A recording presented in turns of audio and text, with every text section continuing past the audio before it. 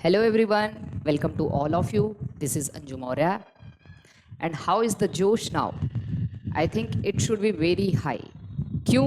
क्योंकि हम लोग बहुत अच्छे तरीके से पढ़ रहे हैं और जैसा कि कमेंट मिलता है, बहुत सारे लोग बार बार ये बताने की कोशिश कर रहे हैं कि मैडम आप बहुत अच्छा पढ़ा रही हैं, बहुत मज़ा आ रहा है पढ़ने में, ठीक है। तो ऐसा सुन के दिल को बहुत सुकून मिलता है, बहुत ठंडक मिलती है, क्योंकि हमारा मेन पर्पस यही है कि आपको कैसे पढ़ना है, क्या चीज़ें मैं ऐसा बता दूं, किस तरीके से बता दूं कि आप कभी ना भूलें, ठीक है। क्योंकि ऐसा नहीं है कि आपने एनिमल फिजियोलॉजी, प्लांट फिजियोलॉजी पहले कभी नहीं पढ़ा है। आप लोग इस लेवल पे हैं कि आप लोग बहुत पहले से ये सारी चीज़ें पढ़ते आ रहे हैं, चाहे वो एनिमल फिजियोलॉजी हो, डाइजेस्टिव सिस्टम हो, सर्कुलेटरी सिस्टम हो, सब कुछ, ठीक है। लेकिन ये ज़रूर हो सकता है कि इसमें से बहुत सारे ऐसे लोग हों जिन्होंने प्रॉपर वे में नहीं पढ़ा है, तो उनको बहुत मज़ा आ रहा है पढ़ने में। और ऐसा जब आप लोग ऐसा बोलते हैं तो मुझे वाकई में मुझे बहुत सुकून मिलता है, मुझे बहुत बहुत अच्छा लगता है, क्योंकि हम अपनी तरफ से पूरी मेहनत कर रहे हैं कि आपको कितना अच्छा से अच्छा जो है मैटर प्रोवाइड किया जाए, कितने अच्छे से तरीके से आपको बताया जाए कि चीज़ें आपके दिमाग में हमेशा के लिए फिट हो जाएं और एक सही जानकारी आपको मिल पाए, ठीक है। तो चलिए, अभी हम लोगों ने अपने इस पूरे के पूरे जो नए बैच जो हम लोग पढ़ रहे हैं उसमें हम लोग पूरा बायोमोलिक्यूल कवर कर चुके हैं। बायोमोलिक्यूल तो मैंने स्टार्टिंग में ही पढ़ा दिया है, उसमें शायद एंजाइम मैंने बीच में नहीं पढ़ाया था, तो मैं एंजाइम वाला वीडियो मैं उसमें डाल भी दूंगी और मैं उसको फिर से दोबारा से भी पढ़ाऊंगी, टेंशन नहीं लेना है, ठीक है। हमने पूरा का पूरा सर्कुलेटरी सिस्टम पढ़ लिया है, ह्यूमन सर्कुलेटरी सिस्टम, हमने पूरा डाइजेस्टिव सिस्टम पढ़ लिया है, एकदम विद कॉन्सेप्ट, एक भी चीज़ें नहीं छोड़ी है। आज के लेक्चर में हम लोग रेस्पिरेटरी सिस्टम पढ़ने वाले हैं और देखिएगा आप वाकई में इसको पढ़ने के बाद इतना आनंद आपको आएगा, इतना अच्छा लगेगा कि वाकई में रेस्पिरेटरी सिस्टम ऐसे पढ़ा जाता है। जी बिल्कुल ऐसे ही पढ़ा जाता है। तो आइए हम लोग इसको स्टार्ट करते हैं, ह्यूमन रेस्पिरेटरी सिस्टम, ठीक है। और हाँ, एक चीज़ हमेशा हम लोग पूरी कोशिश कर रहे हैं कि जितने भी स्टूडेंट हमसे जुड़े हुए हैं उनको किसी भी तरीके की कोई दिक्कत ना हो। तो आपके कमेंट सबसे पहले रीड किए जाते हैं, एक दो लोग लगे रहते हैं, इवन मैं खुद भी रीड कर लेती हूँ और मैं तुरंत उनको बोलती हूँ इनको रिप्लाई करना है, इनकी प्रॉब्लम सॉल्व करना है। तो कभी कभी क्या होता है ना कि जैसे चाहे मेरी ऑफलाइन क्लास हो चाहे मेरी ऑनलाइन क्लास हो, जो मेरे साथ काम करते हैं जो लोग, उनको बहुत एक्टिव रहना पड़ता है। वो कहते भी है कि मैम से ज़्यादा मेहनत हो जाती है हम लोगों को, क्योंकि मैडम हमें, हमारा क्या है कि हम हमेशा उन लोगों को डांट लगाए रहते हैं कि आपको क्या करना है, किसी भी स्टूडेंट की प्रॉब्लम को मिस नहीं करना है, सबकी प्रॉब्लम सुनना है, सबकी प्रॉब्लम को तुरंत शॉर्ट आउट करना है, कोशिश तो तुरंत करना है, भले ही वो शॉर्ट आउट 1 घंटे 2 घंटे या 1-2 दिन बाद हो, लेकिन उनको कंसीडर जरूर करना है। इसलिए अभी तक जितने भी, शायद कोई यूट्यूब आज तक एक भी ऐसा कोई बच्चा नहीं होगा जिसकी प्रॉब्लम ना सुनी गई हो, तुरंत से उनको रिस्पॉन्स किया जाता है, तुरंत से उनको रिसीव किया जाता है, उनकी प्रॉब्लम को शॉर्ट आउट किया जाता है, ठीक है। तो इस तरीके से मतलब आप लोग एकदम टेंशन नहीं लीजिए, बस अच्छे वे में पढ़ाई करिए, आपके सारे नोट्स प्रॉपर होने चाहिए, सारी चीज़ें आपकी एकदम अच्छे से होनी चाहिए, आपका जो पढ़ने का तरीका है वो बेटर होना चाहिए, आपको मेहनत अच्छे से करनी है, बाकी ये तो सब आसानी है, आसानी से हो जाएगा, ठीक। तो चलिए हम लोग आज स्टार्ट करने वाले हैं रेस्पिरेटरी सिस्टम, ठीक है, जिसमें रेस्पिरेटरी सिस्टम में हम पहले देखेंगे कि रेस्पिरेशन का मतलब क्या होता है और डिफरेंट डिफरेंट ऑर्गेनिज्म में कैसे रेस्पिरेटरी सिस्टम का इवोल्यूशन हुआ। जैसे हमने डाइजेशन में देखा था कि from very beginning, we can say from protozoa से लेके पूरा कॉर्डेटा तक कैसे कैसे डाइजेशन की का इवोल्यूशन हुआ था। जैसे हमने बताया था आपको, प्रोटोजोआ में पहले इंट्रासेलुलर डाइजेशन था, फूड वैक्यूल था, फिर स्पॉन्जेस में क्या आया, फिर वहाँ पे स्पॉन्जेस में गैस्ट्रोवेस्कुलर कैविटी आई, ठीक है ना। या हम क्या कह सकते हैं स्पॉन्जेस में, हाँ बिल्कुल, पैरागैस्ट्रिक कैविटी आई। फिर उसके बाद हमने सिलेंट्रेटा में देखा सिलेंट्रॉन या गैस्ट्रोवेस्कुलर कैविटी हमने बताया था। उसके बाद हमने क्या देखा था, और वहीं पे extracellular as well as intracellular दोनों डाइजेशन था। हाइड्रा में हमने देखा था ये चीज़। एस्की हेलमिंथीज में, सब प्लेटी हेलमिंथीज में सबसे पहले डाइजेस्टिव सिस्टम की ओरिजिन हुई, वो भी इनकम्प्लीट डाइजेस्टिव सिस्टम था। फिर एस्की हेलमिंथीज से लेके कॉर्डेटा तक पूरा का पूरा कंप्लीट डाइजेस्टिव सिस्टम और एक्स्ट्रा सेलुलर डाइजेशन, ये हम लोगों ने इवोल्यूशन देखा था डाइजेशन का। इसी तरीके से हम रेस्पिरेटरी सिस्टम का भी इवोल्यूशन देखेंगे कि कैसे कैसे रेस्पिरेटरी सिस्टम इवॉल्व हुआ कैसे कैसे ये कहाँ कहाँ से आके फिर लंग बना फाइनली, और किन किन ऑर्गेनिज्म में लंग से रेस्पिरेशन होता है, किन किन ऑर्गेनिज्म में स्किन से रेस्पिरेशन होता है, किन किन ऑर्गेनिज्म में कोई और ऑर्गन पाया जाता है रेस्पिरेशन के लिए, ये सारी चीज़ें हम लोग डिस्कस करेंगे। तो सबसे पहली चीज़ जो रेस्पिरेटरी सिस्टम में सबसे पहला टर्म आता है कि रेस्पिरेशन क्या है, what is the respiration, respiration किसे कहते हैं, ठीक है। तो बहुत सारी चीज़, अब इसमें देखिए सबसे पहली चीज़ क्या है, what is respiration. The first thing is what is respiration. Respiration का मतलब श्वसन, ठीक है। रेस्पिरेशन क्या है। अब सवाल ये है कि कई बार ऐसा दिमाग में आता है कि ब्रीदिंग और रेस्पिरेशन में अंतर क्या है। तो इसको समझने के लिए देखिए हम हार्ट पहले पढ़ाते हैं, मैं बार बार कह रही हूँ कि मैंने हार्ट पहले पढ़ाया है, और अगर मैं अभी आपको बताऊंगी तो you will receive all the points from year, आप अच्छे से इसको जो है सारी चीज़ें समझ सकते हैं। तो रेस्पिरेशन क्या है, इसमें 4 स्टेप आते हैं। पहला स्टेप, रेस्पिरेशन का मतलब श्वसन। रेस्पिरेशन एक जनरलाइज्ड टर्म है, इसमें 4 स्टेप आते हैं। पहला स्टेप क्या है, ब्रीदिंग, ठीक है, ब्रीदिंग। दूसरा स्टेप देखिए, दूसरा स्टेप क्या होता है, transportation of gases, sorry breathing के बाद आता है exchange of gases, exchange of gases. और तीसरा स्टेप आता है transportation of gases, transportation of gases. और फाइनल चीज आती है सेल्यूलर रेस्पिरेशन, सेल्यूलर रेस्पिरेशन। मतलब इतनी चीज इसमें आती है। अब इसको मैं समझाऊंगी आपको। ब्रीदिंग को हम लोग also called as pulmonary ventilation, इसको हम क्या कहते हैं, पल्मोनरी वेंटिलेशन। और ब्रीदिंग की अगर हम बात करें तो ब्रीदिंग का मतलब होता है, या पल्मोनरी वेंटिलेशन का मतलब केवल और केवल सांस लेना, इनहेलेशन, एंड सांस छोड़ना, जिसको हम कहते हैं एक्सहेलेशन, ठीक है। मतलब हम सांस ले रहे हैं, एयर अंदर लिया, और सांस छोड़ रहे हैं, एयर बाहर आया, इसको हम ब्रीदिंग कहते हैं। और इसके अंतर्गत और भी बहुत सारी चीज़ें हो रही हैं, उसको हम लोग देखेंगे। तो इनहेलेशन को और हम क्या कहते हैं, इंस्पिरेशन, और क्या नाम देते हैं, इंस्पिरेशन, मतलब सांस लेना। और एक्सहेलेशन को और क्या कहते हैं, एक्सपीरेशन, सांस बाहर छोड़ना। तो केवल ये 4 स्टेप आपको याद रखना है। What is the respiration. Respiration comprises 4 steps, breathing, exchange of gases, transportation of gases, and cellular respiration.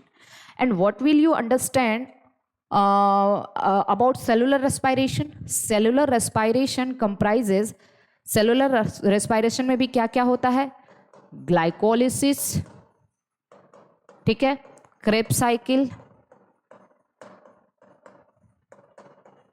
और इलेक्ट्रॉन ट्रांसपोर्ट सिस्टम।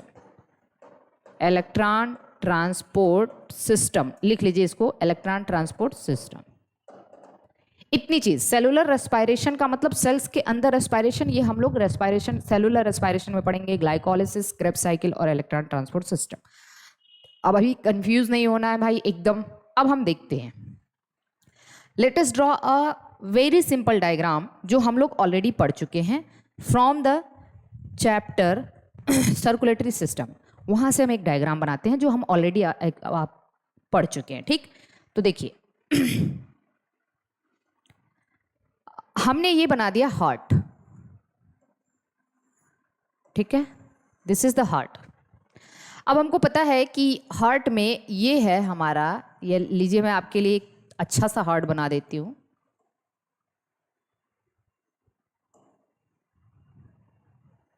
मेरे हार्ट का लेफ्ट वाला चैम्बर थोड़ा सा छोटा हो जाता है हमेशा।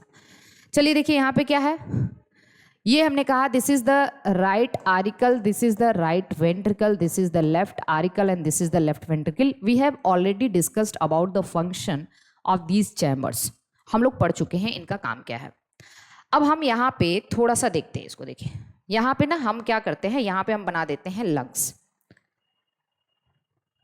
सपोज करिए ये हमारा लंग्स है, लंग्स की ये यूनिट है जिसको हमने नाम दिया एल्वियोलाई।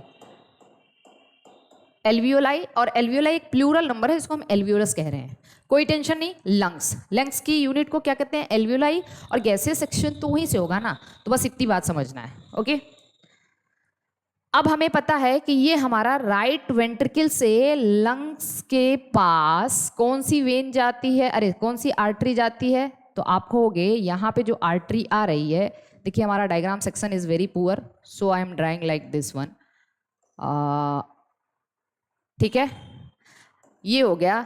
देखिए ये हमारा राइट वेंट्रिकल है, इसको ध्यान से समझने की कोशिश करिए। पहले हम आउटलाइन, हर बार हम लोग एक आउटलाइन देखते हैं। जैसे हमने डाइजेस्टिव सिस्टम पढ़ा तो हमने डाइजेशन का पहले मतलब समझा था कि डाइजेशन का मतलब क्या है। हम खाना खाते हैं, इनटेक करते हैं, मैस्टिकेशन करते हैं, उसको सलाइवा में मिक्स करते हैं, फिर उसको बोलस कहते हैं, फिर उसको निगलते हैं, फिर पेरिस्टाल्टिक मूवमेंट होता है, फिर स्टमक में आता है, स्टमक में बोलस गैस्ट्रिक जूस के साथ मिल जाता है, उसको काइम कहते हैं, कर्निंग मूवमेंट होता है वहाँ पे, और काइम फिर आता है आपके इंटेस्टाइन में। इंटेस्टाइन में वहाँ पे और 3 तरीके के जूसेस मिलते हैं, बाइल जूस, ठीक है, डिओडेनल, अरे बाइल जूस, पैनक्रियाटिक जूस, और खुद इंटेस्टाइन का जूस, और फिर उसको हम उस काइम को काइल कहने लग जाते हैं। फिर वहीं पर डाइजेशन, ये सब हमने बताया था। इसी तरीके से हम रेस्पिरेटरी सिस्टम का एक आउटलाइन देखेंगे। तो ये कौन सी ओर्टा थी, बताइए जल्दी बताइए, पल्मोनरी ओर्टा, ठीक है, पल्मोनरी ओर्टा थी ये हम लोग ऑलरेडी पढ़ चुके हैं। जो राइट वेंट्रिकल से कैसा ब्लड लेके जा रही है भाई बताइए, डीऑक्सीजनेटेड ब्लड। डीऑक्सीजनेटेड ब्लड का मतलब कार्बन डाइऑक्साइड यहाँ पे ज्यादा है, ऑक्सीजन कम है, तो लंग्स को दिया इसने, तो ये टूट गया किसमें, पल्मोनरी कैपिलरी में। जल्दी से बताइए किसमें टूटा, पल्मोनरी कैपिलरीज में टूटा। ठीक, यहां से पहले हम स्ट्रक्चर ही बना दे रहे हैं। और ये फिर बताइए, ये फिर पल्मोनरी वेन बना के कहाँ आ गया, कहाँ आ गया, कहाँ आ गया, लेफ्ट ओर्टा, लेफ्ट आरिकल में, यही है ना। ये तो पूरा पल्मोनरी सर्कुलेशन है। ये कौन सी वेन हो गई, ये पल्मोनरी वेन हो गई जो लंग से आती है। दूसरा डायग्राम देखते हैं हम लोग, नीचे देखिए। सपोज करिए दिस इज द टिश्यू, ये क्या है भाई, टिश्यू, ये है टिश्यू। और टिश्यू सर्कुलेशन हमने देखा था कि यहां से सिस्टमिक ओर्टा आती है, कोई टेंशन नहीं, सिस्टमिक ओर्टा आई कहां से, लेफ्ट वेंट्रिकल से, अरे लेफ्ट वेंट्रिकल से, और ये कैपिलरी में टूट गई, ठीक है, कैपिलरी में टूट गई, और कैपिलरी में टूटने के बाद फिर से ये रीज्वाइन होके क्या बना ली, सिस्टमिक वेन। और ये सिस्टमिक वेन कहाँ चली जाती है भाई, ये systemic when deoxygenated blood collect करके राइट आरिकल में जाके खुलती है। ये है, इतनी चीज यहां तक क्लियर हो गई। ये चीज हम लोग ऑलरेडी पढ़ चुके हैं। ये कौन सी ओर्टा है, सिस्टमिक ओर्टा। और बताइए सिस्टमिक ओर्टा आगे चल के बहुत सारी आर्टरी में डिवाइड होती है, और इसमें कैसा ब्लड है, तो आप कहोगे इसमें ऑक्सीजनेटेड ब्लड है, मतलब ऑक्सीजन ज्यादा है, कार्बन डाइऑक्साइड कम है। ओके, और फिर ये कौन सी कैपिलरी है, ये सिस्टमिक कैपिलरी है, सिस्टमिक कैपिलरीज है। ओके, और उसके बाद ये सिस्टमिक वेन है। सिस्टमिक वेन में हमने बताया था कई तरीके की when, superior vena cava, inferior vena cava, और कोरोनरी साइनस। ये सब मतलब कोरोनरी साइनस तो हार्ट की वॉल से लेके आएगा, सुपीरियर वेना कावा और इंफीरियर वेना कावा। तो सिस्टमिक वेन में कैसा ब्लड होता है, आप कहोगे डीऑक्सीजनेटेड ब्लड होता है, कार्बन डाइऑक्साइड ज्यादा होता है, ऑक्सीजन कम होता है। कैसे, अब ये पूरा का पूरा चीज देखना है हम लोगों को, एकदम ध्यान से देखिएगा। ये यहां तक तो हमें सबको ये बात पता है, एकदम ध्यान से समझिए। ये एल्वियोलाई है। आते हैं हम यहां से क्या कर रहे हैं, देखिए ध्यान से देखिए।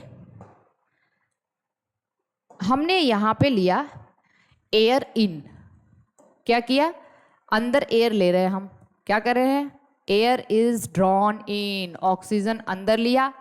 इस प्रोसेस को क्या कह रहे हो, इनहेलेशन। क्या कहा हमने, इनहेलेशन। इनहेलेशन का मतलब हमने अंदर एयर लिया, सांस अंदर लिया, ठीक, और सांस अंदर लिया, और उसके बाद ये ऑक्सीजन कहाँ आ गई, ध्यान से समझना है आप लोगों को। ये ऑक्सीजन आ गई, अब यहाँ ऑक्सीजन ज्यादा है, और इधर देखिए ये जो पल्मोनरी कैपिलरी है ये आ रही है राइट आरिकल से, इसके पास कार्बन डाइऑक्साइड ज्यादा है, यहाँ ऑक्सीजन ज्यादा है, ऑक्सीजन ज्यादा है, यहाँ कार्बन डाइऑक्साइड ज्यादा है। तो ये क्या करेगा, ये अपना कार्बन डाइऑक्साइड इसको दे देगा, भाई तुम लो कार्बन डाइऑक्साइड और ऑक्सीजन हमको दे दो। पहला गैसियस एक्सचेंज यहीं पे हुआ। कहाँ पे हुआ? लंग्स के लेवल पे। ये ब्लड क्या लेके आ रहा है? ये कैसा ब्लड लेके आ रहा है बताइए जल्दी से। आप कहोगे कार्बन डाइऑक्साइड वाला ब्लड ज्यादा है, मतलब कार्बन डाइऑक्साइड ज्यादा, डीऑक्सीजनेटेड ब्लड। और इसके पास कैसा ब्लड है? यहाँ पे तो देखिए, यहाँ पे जो एल्वियोलाई होगा इसमें ऑक्सीजन ज्यादा है, और यहाँ पे कार्बन डाइऑक्साइड ज्यादा है। किसमें? पल्मोनरी कैपिलरी में। तो ये डिफ्यूजन ऑफ गैसेस हो जाएगा, कार्बन डाइऑक्साइड इधर चला जाएगा, ऑक्सीजन इधर, क्योंकि गैसेस का डिफ्यूजन कहाँ से कहाँ होता है? Higher to lower. Am I clear? तो पहला गैसेस एक्सचेंज यहां पे हुआ, इसको हम लोग कहते हैं पल्मोनरी रेस्पिरेशन। क्या कहते हैं? Pulmonary respiration. पल्मोनरी वेंटिलेशन अलग चीज है, रेस्पिरेशन अलग चीज है। तो first gases exchange occurs at the region of alveoli, और इस गैसेस एक्सचेंज में क्या हो रहा है जल्दी से बताइए? Pulmonary capillaries gain oxygen and lose carbon dioxide. Pulmonary capillary ने क्या किया? ऑक्सीजन गेन किया, कार्बन डाइऑक्साइड लूज कर दिया। अब बताइए, यहाँ पे ऑक्सीजन ज्यादा हो गया, कार्बन डाइऑक्साइड कम, तो हमने कहा कि पल्मोनरी वेन में कैसा ब्लड है? ऑक्सीजनेटेड ब्लड है, क्योंकि इसमें ऑक्सीजन ज्यादा है, कार्बन डाइऑक्साइड कम है। I am very clear now? Okay, किसी को कोई दिक्कत है? तो हम कहते हैं कि पल्मोनरी वेन एक ऐसी वेन है जहां पे ऑक्सीजनेटेड ब्लड है। आ गया ये लेफ्ट आरिकल में। लेफ्ट आरिकल से ये ब्लड कहां पे आ जाता है? लेफ्ट वेंट्रिकल में। आइए दूसरा ट्रांसपोर्टेशन देखते हैं हम। अब यही ब्लड जो ऑक्सीजनेटेड ब्लड है सिस्टमिक ओर्टा से जाता है बॉडी पार्ट्स के पास। ये पहले बॉडी पार्ट हमने कहा था, आर्टरी पहले कैपिलरी में टूटती है, तो सिस्टमिक कैपिलरी। अब चलिए टिश्यू देखिए। टिश्यू मतलब ग्रुप ऑफ सेल्स। सेल्स के अंदर हमेशा कार्बन डाइऑक्साइड ज्यादा है, क्योंकि टिश्यू में क्या हो रहा है? सेलुलर रेस्पायरेशन हो रहा है। क्या हो रहा है भाई? यहाँ पे सेलुलर रेस्पायरेशन हो रहा है। सेलुलर रेस्पायरेशन का मतलब ग्लाइकोलाइसिस, क्रेब्स साइकिल और इलेक्ट्रॉन ट्रांसपोर्ट सिस्टम। तो ये एक एरोबिक रेस्पिरेशन होता है। एरोबिक रेस्पिरेशन में ऑक्सीजन यूज होता है, और जब ग्लूकोज टूटता है तो कार्बन डाइऑक्साइड जनरेट होता है। तो टिश्यूज लेवल पे ऑक्सीजन कम और कार्बन डाइऑक्साइड ज्यादा है। लेकिन इसके पास क्या है? इसके पास ऑक्सीजन ज्यादा है। देखो, इसके पास ऑक्सीजन ज्यादा है और यहाँ पे कार्बन डाइऑक्साइड ज्यादा है। एक बार फिर से गैसेस एक्सचेंज यहाँ होगा। ये ऑक्सीजन इसको दे देगा टिश्यू को, और यहां से कार्बन डाइऑक्साइड ले लेगा। क्या लिया इसने? कार्बन डाइऑक्साइड ले लिया। एक बार फिर से गैसेस एक्सचेंज हुआ, किस रीजन पे? टिश्यू रीजन पे। इसको हम लोग कहते हैं टिश्यू रेस्पिरेशन, सिस्टमिक रेस्पिरेशन या टिश्यू रेस्पिरेशन। तो सिस्टमिक कैपिलरी क्या कर रही है? सिस्टमिक कैपिलरी क्या गेन कर रही है भाई? कार्बन डाइऑक्साइड गेन कर रही है, ऑक्सीजन को डोनेट कर रही है। जबकि ये क्या कर रहा था? ये ऑक्सीजन गेन कर रहा था, कार्बन डाइऑक्साइड को डोनेट कर रहा था। ठीक है, अब एक बार फिर से यहां से देखिए क्या हुआ। जब ये ऑक्सीजन गेन कर लिया, और सॉरी ऑक्सीजन लूज कर दिया और कार्बन डाइऑक्साइड ले लिया, तो अब इसका ब्लड वापस से कैसा हो गया? डीऑक्सीजनेटेड। तो देखिए यहाँ पे डीऑक्सीजनेटेड ब्लड है, और ये डीऑक्सीजनेटेड ब्लड जाके राइट आरिकल में, और राइट आरिकल से राइट वेंट्रिकल में, और राइट वेंट्रिकल से फिर यहाँ से डीऑक्सीजनेटेड ब्लड ऐसे ऐसे से। So overall process. और फिर ये कार्बन डाइऑक्साइड जो यहाँ से आया है, यहाँ से ये हम सांस छोड़ देते हैं बाहर की तरफ, तो ये क्या है?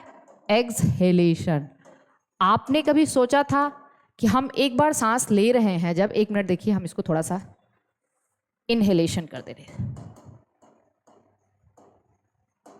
हम एक बार सांस लिए, देखिए समझिए, हमने एक बार सांस लिया मतलब इनहेल किया, तो हमने क्या किया? ऑक्सीजन लिया। ऑक्सीजन मतलब ज़्यादा है, ऐसा नहीं कि उसमें कार्बन डाइऑक्साइड ज़्यादा नहीं है, ऑक्सीजन ज़्यादा है, कार्बन डाइऑक्साइड भी है।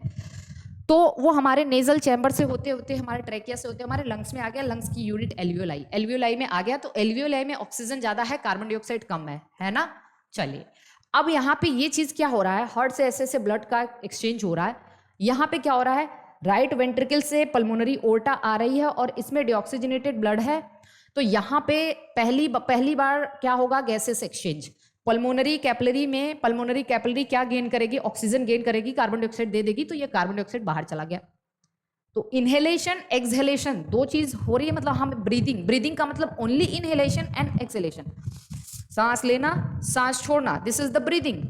और लेकिन इस ब्रीदिंग के अंतर्गत कितनी चीजें हो रही हैं? ब्रीदिंग के अंतर्गत बहुत सारी चीजें हो रही हैं। इसके अंतर्गत एक पल्मोनरी रेस्पिरेशन हो रहा है, ठीक है, एक सिस्टमिक रेस्पिरेशन हो रहा है, ट्रांसपोर्टेशन ऑफ गैसेस हो रहा है, और एक टिश्यू रेस्पिरेशन हो रहा है। इतनी सारी चीजें हम कह सकते हैं कि इस पूरी प्रोसेस में हो रही हैं। यहाँ से इसने जब ऑक्सीजन गेन कर लिया, कार्बन डाइऑक्साइड दे दिया, और ये कार्बन डाइऑक्साइड एक्सहेलेशन के फॉर्म में बाहर चला गया। अब ये ब्लड कैसा हो गया? ऑक्सीजनेटेड, और ये आ गया लेफ्ट आरिकल में। लेफ्ट आरिकल से लेफ्ट वेंट्रिकल में आएगा, तो लेफ्ट वेंट्रिकल का ब्लड कैसा होता है भाई? ऑक्सीजनेटेड, और ये फिर सिस्टमिक ओर्टा इसको टिश्यू के पास लेके आएगा और सिस्टमिक कैपिलरी में टूट जाएगा। सिस्टमिक कैपिलरी में कैसा ब्लड है अभी? ऑक्सीजन ज़्यादा, कार्बन डाइऑक्साइड कम, लेकिन टिश्यू में कार्बन डाइऑक्साइड ज़्यादा है क्योंकि यहाँ पे सेलुलर रेस्पिरेशन हो रहा है। तो कार्बन डाइऑक्साइड यहाँ पे ये systemic capillary carbon dioxide gain कर लेगी और ऑक्सीजन दे देगी इसको, लो तुम ग्लाइकोलाइसिस, क्रेब्स साइकिल और इलेक्ट्रॉन ट्रांसपोर्ट सिस्टम अपना परफॉर्म करो, ठीक है। फिर यहाँ पे अब ये कार्बन डाइऑक्साइड ज़्यादा हो गया, ऑक्सीजन कम हो गया, तो यहाँ पे ये सिस्टमिक वेन में कैसा ब्लड हो गया? ये। Am I clear? किसी को कोई दिक्कत है यहाँ तक?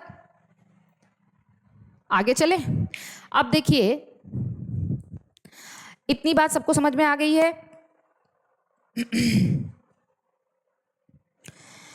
तो प्रोसेस ऑफ रेस्पिरेशन के अंतर्गत ये चीज हमने लिखा है, देखिए क्या है। What is respiration? हमने सबसे पहले ब्रीदिंग किया। ब्रीदिंग मतलब पल्मोनरी वेंटिलेशन, जिसमें हमने सांस लिया और सांस छोड़ा, ये तो ब्रीदिंग हो गया। लेकिन इसके अंतर्गत क्या हुआ? Exchange of gases. Exchange of gases दो जगह हुआ। कहाँ कहाँ? एक टिश्यू लेवल पे और एक लंग्स के लेवल पे। तो एल्वियोलर एक्सचेंज और टिश्यू एक्सचेंज दो जगह हुआ। ट्रांसपोर्टेशन ऑफ गैसेस मतलब गैसेस का ट्रांसपोर्ट हुआ ना उससे, वेन्स से और क्या कहते हैं आर्टरी से। और तीसरी चीज क्या हुई? सेलुलर रेस्पिरेशन, जो सेल्स ने वो ऑक्सीजन लिया टिश्यू के लेवल पे, तो वहां पे ग्लाइकोलाइसिस, क्रेब्स साइकिल और इलेक्ट्रॉन ट्रांसपोर्ट सिस्टम होता है। इतनी बात सबको समझ में आ गई है? तो चलिए इसको देखते हैं, आगे बढ़ते हैं हम लोग। आगे बढ़ते हैं, इसको एक बार देख लीजिए और अच्छे से समझ लीजिए, सारा कॉन्सेप्ट क्लियर हो जाए कि रेस्पिरेशन का मतलब क्या होता है। ओके,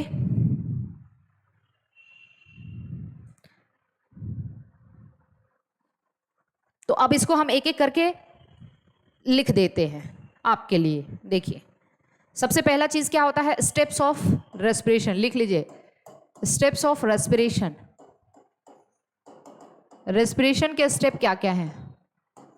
पहला स्टेप ब्रीदिंग। सबसे पहला स्टेप क्या है? Breathing.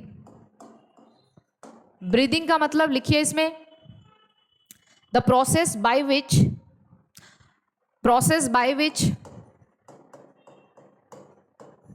which oxygen rich atmospheric air inhaled in and carbon dioxide rich alveolar air exhaled out। यही ना हुआ? Inhalation, exhalation. तो इनहेलेशन में हमने क्या किया था? ऑक्सीजन लिया था, ऑक्सीजन रिच हमने लिखा है, नॉट केवल ऑक्सीजन नहीं ले रहे हैं, ऑक्सीजन रिच एटमॉस्फेरिक एयर को हम अंदर ले रहे हैं और carbon dioxide rich alveolar air को बाहर डाल रहे हैं। तो breathing comprises two step, inhalation as well as exhalation. ठीक, inhalation as well as exhalation हो गया यहां तक। सेकेंड अब हम पढ़ते हैं एक्सचेंज ऑफ गैसेस। तो यहां पे हम देखेंगे एक्सचेंज ऑफ गैसेस, या दूसरा स्टेप हम लिखेंगे पल्मोनरी रेस्पिरेशन। सेकेंड स्टेप क्या है? पल्मोनरी रेस्पिरेशन, या फिर इसी को एल्वियोलर रेस्पिरेशन भी कहते हैं। आपके दिमाग में आना चाहिए अब सारे step. Alveolar respiration, alveolar respiration में क्या हुआ आप बताएंगे? एल्वियोलर रेस्पिरेशन में क्या हुआ था? हमने कहा पल्मोनरी कैपिलरीज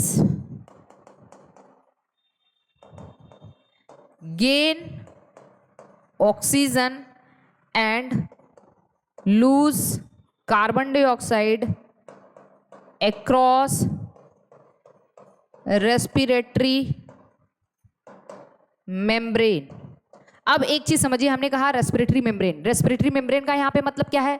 जब हम लोग रेस्पिरेशन पढ़ेंगे ना, तो हम देखेंगे कि एल्वियोलाई की स्क्वैमस एपिथेलियम, हम आगे बताएंगे, एल्वियोलाई की जो एपिथेलियम होती है वो स्क्वैमस एपिथेलियम होती है।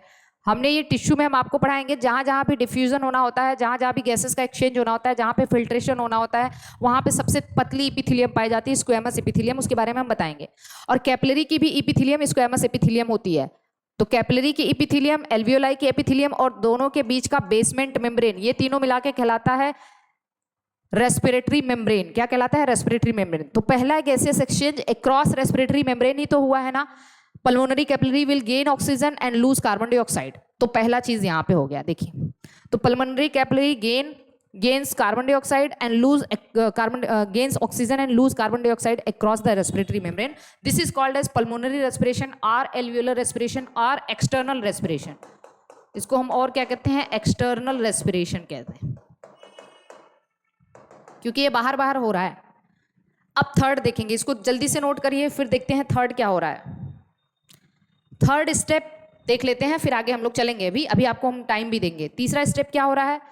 तो थर्ड स्टेप हो रहा है ट्रांसपोर्ट ऑफ गैसेस। अब क्या होगा? इन गैसेस का ट्रांसपोर्ट होगा, transport of gases via blood. Blood से हुआ ना, वो आ गया, किस में आ गया? पल्मोनरी वेन से लेफ्ट आरिकल में आया, लेफ्ट आरिकल से लेफ्ट वेंट्रिकल में आया, लेफ्ट वेंट्रिकल से फिर आ जा गया सिस्टमिक ओटा के पास, और सिस्टमिक ओटा से फिर क्या हुआ? फोर्थ प्रोसेस देखते हैं हम, फोर्थ स्टेप देखते हैं, टिश्यू रेस्पिरेशन। अब ये गैसेस एक्सचेंज कहाँ होगा? टिश्यू रेस्पिरेशन, टिश्यू रेस्पिरेशन, या फिर इसी को हम कहते हैं सिस्टमिक रेस्पिरेशन, क्योंकि टिश्यू लेवल पे हम बार बार कह रहे हैं कि टिश्यू टर्म आया तो उससे रिलेटेड होता है सिस्टमिक रेस्पिरेशन। सिस्टमिक, उससे रिलेटेड टर्म क्या होता है? सिस्टमिक। तो सिस्टमिक टर्म का मतलब होता है टिश्यू, या फिर इसी को इंटरनल रेस्पिरेशन कहते हैं। क्या कहते हैं? Internal respiration. अब यहाँ पे क्या हुआ आप ही बताएंगे, बताइए जल्दी से बताइए क्या हुआ। देखिए यहाँ पे देखिए क्या हुआ, टिश्यू के लेवल पे क्या हुआ? Systemic capillary will gain carbon dioxide and lose oxygen. तो सिस्टमिक कैपिलरी ने क्या किया? जल्दी से देखते हैं यहाँ पे।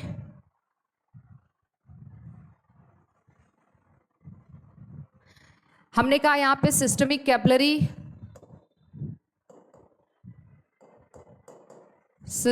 Capillaries gain carbon dioxide and lose oxygen to tissues. ठीक, ये हो गया। अब इस ऑक्सीजन का क्या हुआ भैया, ये बताइए। जब सिस्टमिक यहाँ पे गेन कर लिया इसने, देखिए ध्यान से देखिए, यहाँ पे इसने गेन कर लिया और ऑक्सीजन दे दिया। ऑक्सीजन दे दिया तो इस टिश्यू के पास जो सेल्स हैं उस ऑक्सीजन को क्या करेंगे? यूज करके सेलुलर रेस्पायरेशन करेंगे। क्या करेंगे? Cellular respiration. तो अगली प्रोसेस क्या होगी? Cellular respiration. तो सेलुलर रेस्पायरेशन का मतलब क्या होगा? जल्दी से बताइए। सेलुलर रेस्पायरेशन का मतलब होगा यूटिलाइजेशन ऑफ ऑक्सीजन। यूटिलाइजेशन, क्योंकि जो ऑक्सीजन अब सेल्स को मिल गया है वो क्या करेंगे cells? Oxygen for catabolic process, catabolic process और सेलुलर रेस्पायरेशन। ठीक है, सेलुलर रेस्पायरेशन। ये सेलुलर रेस्पायरेशन का मतलब क्या है? यूटिलाइजेशन नहीं, हमने सेलुलर रेस्पायरेशन हेडिंग ही डाला है। Utilization of oxygen by cells, oxygen by cells for catabolic process. For example glycolysis करेंगे ये, ठीक है, ग्लाइकोलिसिस, फिर क्रेब्स साइकिल, फिर क्या करेंगे? इलेक्ट्रॉन ट्रांसपोर्ट सिस्टम, और इनसे क्या रिलीज होगा? कार्बन डाइऑक्साइड, और यही कार्बन डाइऑक्साइड फिर चला जाएगा वापस। ठीक है, तो इतनी चीजें हो रही हैं, ये पूरा का पूरा रेस्पिरेशन है। देखिए इतना टाइम ले लिया, कितना टाइम ले लिया? ये लगभग आधे घंटे में तो हमने आपको रेस्पिरेशन का मतलब ही बताया है। लेकिन क्या यह कभी आपको भूलेगा? क्या आपको ये ऐसा रेस्पिरेशन इस तरीके से ये सारी चीजें समझ में आ रही हैं तो बहुत अच्छी बात है। देखिए इतनी चीजें एक बार फिर से देख लीजिए, रेस्पिरेटरी सिस्टम में क्या क्या हो रहा है। Breathing is also called as pulmonary ventilation, exchange of gases हुआ, ट्रांसपोर्टेशन ऑफ गैसेस हुआ, फिर सेलर। ये डायग्राम जो हमने बनाया है इसको आपको समझना बहुत जरूरी है। ओके, अगर ये आपने समझ लिया तो फिर ये सारे स्टेप तो ऐसे ही आपको आ जाएंगे। ओके, अब आगे चल रहे हैं हम लोग, इसको देख लीजिए, फटाफट नोट करिए और आगे चलते हैं हम लोग।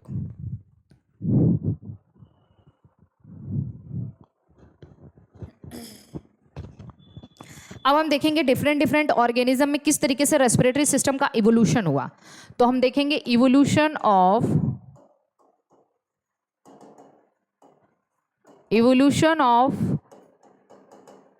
Respiratory system.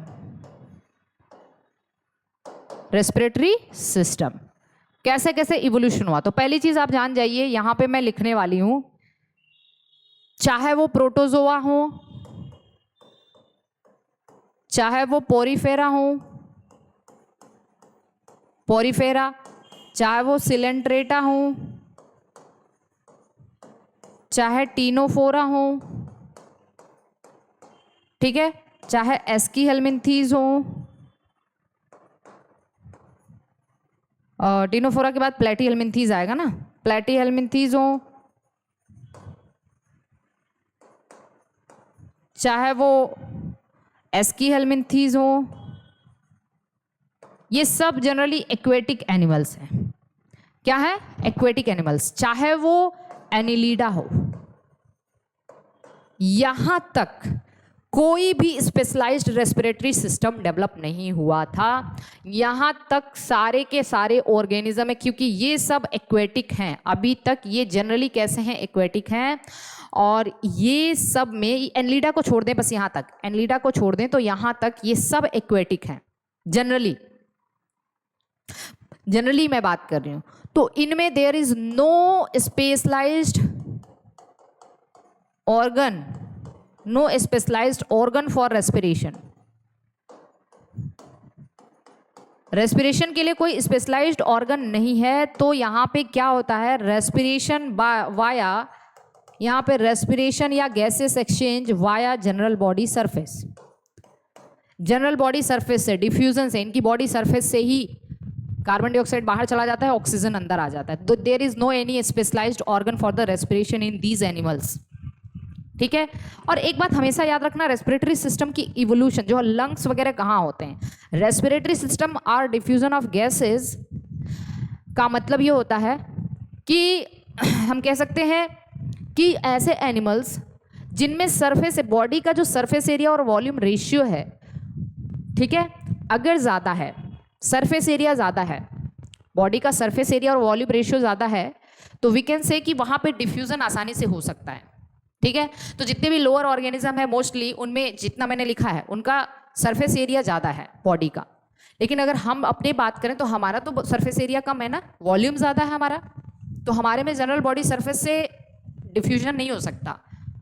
तो हमारे में कोई स्पेशलाइज्ड रेस्पिरेटरी ऑर्गन की ज़रूरत पड़ेगी। तो यहाँ पे क्या है? There is no respiratory organ, there is respiration via general body surface. अगर मैं एनिलिडा की बात करूँ, जैसे अर्थवर्म में क्यूटेनियस रेस्पिरेशन पाया जाता है। ये भी एक टाइप का जीबीएस ही है, ठीक है, रेस्पिरेट जनरल बॉडी सरफेस से ही एक्सचेंज हो रहा है। लेकिन मॉइस्ट स्किन, इसकी जो मॉइस्ट स्किन होती है, सपोज करिए कि अर्थवर्म है, इसका ये मॉइस्ट स्किन होता है, यहाँ से ऑक्सीजन अंदर और कार्बन डाइऑक्साइड बाहर। तो ऐसे रेस्पिरेशन को हम लोग क्या कहते हैं? Cutaneous respiration. इतनी बात सबको समझ में आ गई? इवोल्यूशन देखते हैं कैसे। अब हम यहाँ से देखेंगे एनलीडा के बाद आर्थ्रोपोडा में कुछ स्पेशलाइज्ड ऑर्गन का डेवलपमेंट हुआ। जैसे देखिए फॉर एग्जांपल आर्थ्रोपोडा, अगला हम देख लेते हैं। यहाँ पे नेक्स्ट हम मान के चलते हैं 7वां 8वां जो कुछ भी है, 7वां या कुछ भी हम ऐसे लिख दे रहे हैं, in arthropoda, in arthropods. Arthropods में याद रखिएगा there are 3 types of respiratory system. Okay, 3 तरीके के रेस्पिरेटरी सिस्टम की ओरिजिन हुई। एक है ट्रैकियल सिस्टम, ट्रैकियल सिस्टम,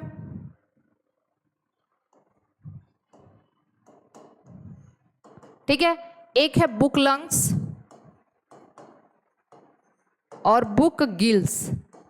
ये 3 तरीके का रेस्पिरेटरी ऑर्गन पाया जाता है आर्थ्रोपोडा में, अलग अलग एनिमल में। जैसे ट्रैकियल सिस्टम कहाँ होता है भाई? इन इंसेक्ट में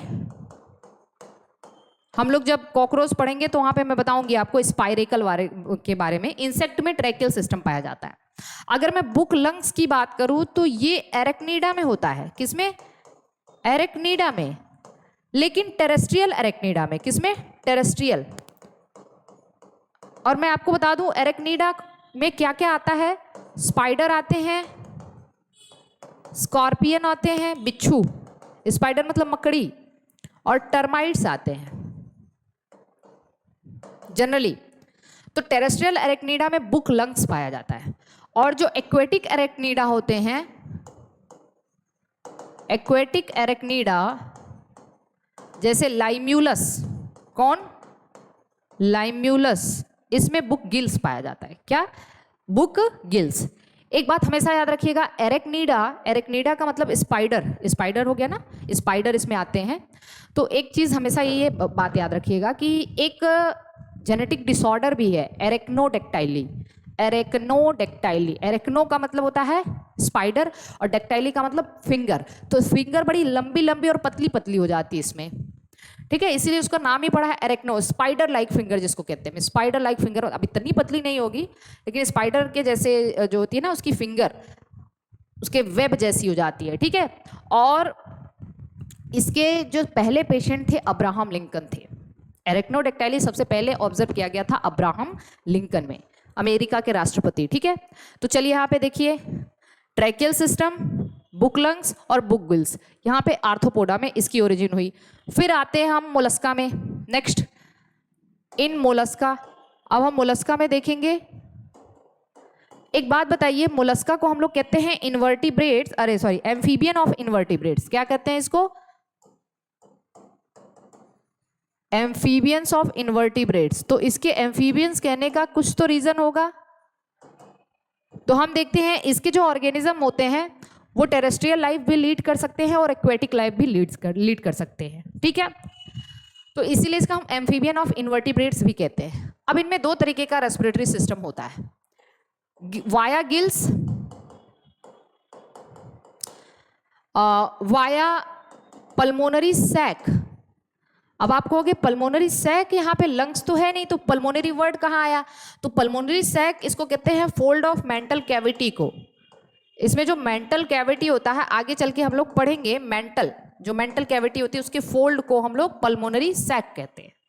तो this respiration is for terrestrial adaptation.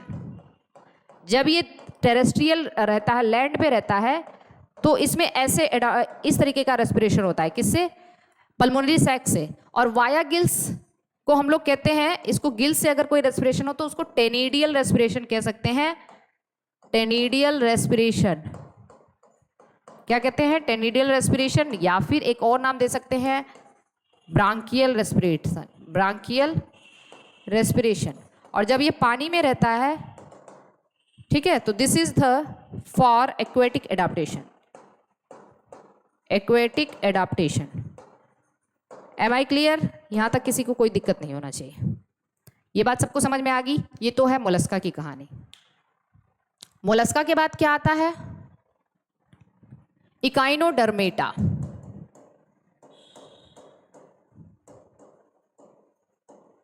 Echinodermata, अब आप कंफ्यूज नहीं होना, यहां पे पाया जाता है respiration with dermal bronchi, dermal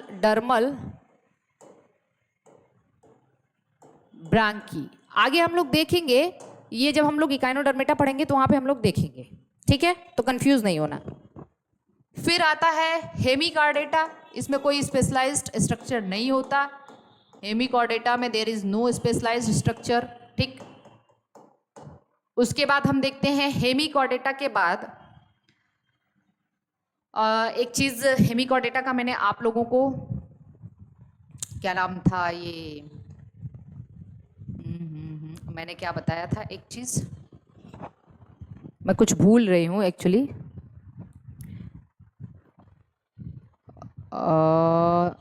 हाँ ठीक है, नहीं कोई बात नहीं है, यहाँ तक ठीक है, चलते हैं आगे। अब इसके बाद हम आ जाते हैं उसमें फिशेज में, ठीक है, फिशेज में। तो अब हम देखेंगे फिशेज में कैसे रेस्पिरेशन होता है। तो आ जाते हैं हम लोग इन फिशेज। अब यहाँ तक तो चलिए ठीक है, हमने देखा कि कुछ स्पेशलाइज्ड स्ट्रक्चर है, कैसे कैसे है रेस्पिरेशन है। तो इसके बाद हम आ जाते हैं इन फिशेज। इन फिशेज, फिशेज में कैसा रेस्पिरेशन है, वाया गिल्स, वाया गिल्स, और इसको हम लोग क्या कहते हैं, टेनिडियल रेस्पिरेशन। बार बार मैं कह रही हूं टेनिडियल रेस्पिरेशन, ठीक है, टेनिडियल रेस्पिरेशन। और एक और बात मैं बता दूं कि फिशेस में दो तरीके के गिल्स होते हैं, फिशेस एंड टैडपोल। टैडपोल में भी यही होता है, फ्रॉग का है ये, लेकिन फिशेस और टैडपोल दोनों में गिल से होता है। गिल्स दो तरीके के होते हैं, इसको जरूर नोट कर लीजिएगा, एक्सटर्नल गिल, ठीक है, via external Gill, via internal Gill. ये सवाल देखिए पूछा जा सकता है, ठीक है, ये सवाल आ सकता है। एक्सटर्नल गिल कहाँ पाया जाता है, तो इसको मैं यहीं पे लिखूंगी। एक्सटर्नल गिल पाया जाता है आपके कार्टिलेजिनस फिशेस में, कार्टिलेजिनस। अब आप कहोगे कार्टिलेजिनस फिशेस कौन से हैं, तो मेरे लेक्चर पढ़े हुए हैं। कार्टिलेजिनस फिशेस को कॉन्ड्रिक्थीज कहते हैं, और साइक्लोस्टोम्स में भी, साइक्लोस्टोम्स मतलब जिसमें हैज फिश, मिग्जाइन, ये सब आते हैं, ठीक है। और टैडपोल में, टैडपोल में तो आप कहोगे कि टैडपोल, इन सब में एक्सटर्नल गिल होता है। जबकि टेलियोस्ट, टेलियोस्ट फिशेस या बोनी फिशेस कह दूं मैं, बोनी फिशेस को हम लोग क्या कहते हैं, टेलियोस्ट कहते हैं, लिख लीजिएगा। इसमें इंटरनल गिल होता है। कार्टिलेजिनस फिशेस या एलास्मो ब्रांच फिशेस कह लीजिए इसको, ये बोनी फिशेस या ऑस्टिकथीज है, ये कॉन्ड्रिक्थीज है। तो इतनी चीजें यहां तक सबको समझ में आ गई हैं। गिल्स से होता है, लेकिन गिल्स भी यहाँ पे दो तरीके का है, एक्सटर्नल गिल और internal gill. Okay, am I clear? Next आते हैं हम लोग, नेक्स्ट देख लेते हैं, 9वां स्लाइड देखते हैं। अब आगे देखिए, इन एम्फीबियंस, एम्फीबियंस की अगर हम बात करें तो एम्फीबियन में लगभग 2 से 3 तरीके का रेस्पिरेशन होता है। एम्फीबियन में लगभग 3 तरीके का रेस्पिरेशन होता है। एम्फीबियन का मतलब लाइक फ्रॉग, अगर मैं बात कर लूं फ्रॉग, इनके एम्ब्रियोनिक डेवलपमेंट के दौरान, एम्ब्रियोनिक डेवलपमेंट मतलब इनका जो लार्वा है, टैडपोल की अगर हम बात करें तो यहां पे आ गया, हमने अभी अभी बताया था एक्सटर्नल गिल, एक्सटर्नल गिल से होता है, मतलब टेनिडियल रेस्पिरेशन कहते हैं इसको, टेनिडियल रेस्पिरेशन, कोई कंफ्यूजन तो नहीं है, ठीक है। इसके अलावा दूसरे टाइप का रेस्पिरेशन यहाँ पे क्यूटेनियस रेस्पिरेशन भी होता है। क्यूटेनियस रेस्पिरेशन मतलब वाया मॉइस्ट सरफेस, अभी बताया था मैंने अर्थवर्म में, ठीक है, वाया मॉइस्ट सरफेस, इनका मॉइस्ट बॉडी सरफेस से नम बॉडी सरफेस से होता है गैसेस एक्सचेंज। और तीसरा वाया लंग्स, या हम कहते हैं पल्मोनरी रेस्पिरेशन भी यहाँ पे होता है, पल्मोनरी रेस्पिरेशन भी होता है यहाँ पे वाया लंग्स। तो 3 तरीके के रेस्पिरेशन एम्फीबियन में है भाई, देख लीजिए। नो डाउट आपको एकदम अच्छे से समझ में आ रहा होगा सारी चीजें, ठीक है। तो देखिए, क्यूटेनियस रेस्पिरेशन 2 जगह नोट कर लीजिएगा, एक अर्थवर्म में भी क्यूटेनियस रेस्पिरेशन हो रहा था और एक फ्रॉग में भी हो रहा है। और लास्ट में अगर हम बात करें अपने रेप्टाइल्स, मतलब अगर हम बात करें अपने किसकी बात करें, एमनियोटा की, तो रेप्टाइल्स और उसके बाद एमनियोटा हम पढ़ा चुके हैं। एमनियोटा में रेप्टाइल्स, एवीज और मैमल्स आते हैं, और ये पूरा का पूरा टेरेस्ट्रियल लाइफ लीड कर सकते हैं, इसलिए इनमें पाया जाता है लंग्स। तो रेप्टाइल्स, एवीज और मैमल्स की अगर हम बात करें तो इसमें कैसे होगा, पल्मोनरी रेस्पिरेशन, कैसा है, पल्मोनरी रेस्पिरेशन वाया लंग्स। कोई दिक्कत यहां तक तो नहीं होनी चाहिए। लंग्स में हम यहां पे देख रहे हैं एम्फीबियन से ही लंग रेस्पिरेशन स्टार्ट हो गया, लेकिन एम्फीबियन में 3 तरीके का होता है, रेप्टाइल्स, एवीज, मैमल में पल्मोनरी रेस्पिरेशन होता है। यहां तक किसी को कोई दिक्कत नहीं है? नोट कर लीजिए, फटाफट नोट करिए, फटाफट नोट करिए, कोई दिक्कत नहीं है यहां तक। देख लीजिए एक बार जहां से हमने स्टार्ट किया है, evolution of respiratory system, Protozoa, Porifera, Coelenterata, Ctenophora, Platyhelminthes, Aschelminthes, इस सब में कोई स्पेशलाइज्ड ऑर्गन नहीं है। अर्थवर्म में क्यूटेनियस रेस्पिरेशन है, ओके। फिर आते हैं हम इसमें आर्थ्रोपोडा में 3 तरीके का, tracheal system, book lung, book gills, okay. Next अगर हम बात करें मोलस्का में एम्फीबियन ऑफ इन्वर्टिब्रेट्स कहते हैं इसको, via gills, via pulmonary sac, tenidial respiration, branchial respiration for aquatic adaptation and for terrestrial adaptation. Echinodermata में, हेमिकॉर्डेटा में, और फिर फिश गिल से होता है फिशेस और टैडपोल में। ओके, फिर आगे हमने इसका देखा एम्फीबियन और आगे की चीजें देखी। हाँ,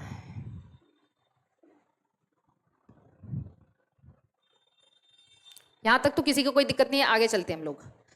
नेक्स्ट देखते हैं, अब हम पढ़ेंगे ह्यूमन रेस्पिरेटरी सिस्टम। क्या पढ़ेंगे? Human respiratory system.